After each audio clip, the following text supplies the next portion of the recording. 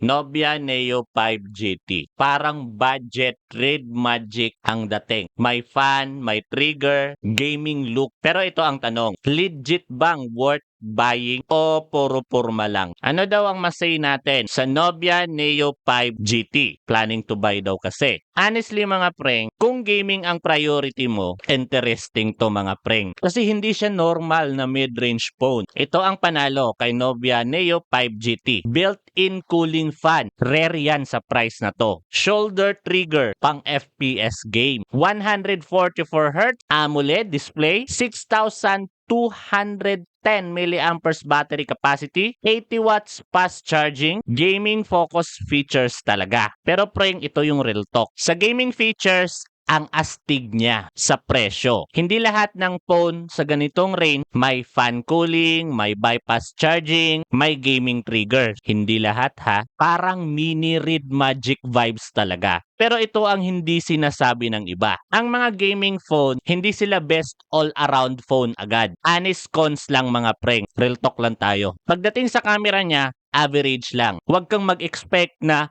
camera phone ito. Software support, medyo question mark kung ikukumpara mo sa Samsung at Xiaomi. UI optimization, may mga bugs possible. Kasi ito talaga yung mga concern sa Nobia mid-range. Base yan sa mga users' feedback sa online. Yung design, gaming na gaming talaga. Kaya hindi lahat ng mga user trip ang ganito. Pero kung ang habol mo naman, COD M, ML, PUBG, Bloodstrike, long gaming, prank, solid candidate to. Pero kung gusto mo ng camera, stable software, daily all-around premium feel, may better option pa prank. Kaya verdict ko, kung gaming only, talagang sulit siya. Kung all-around phone, hindi siya yung best choice. Kung camera user, pass ka muna dito. Kung competitive gamer, interesting pick talaga ito. Kaya personal take ko mga preng, kung below 20k na gaming phone ang hanap mo, Nobia Neo 5 GT is a fun gaming phone. Pero hindi ko siya kukunin kung camera at software ang priority ko. Kasi nga, gaming first phone talaga siya. Kaya kung gusto nyo ng honest gaming phone review na hindi puro specs lang, follow mo ako pre. Pero kung nakapag-decide ka na na bumili ng smartphone or tablet, go check to my profile and check my bio.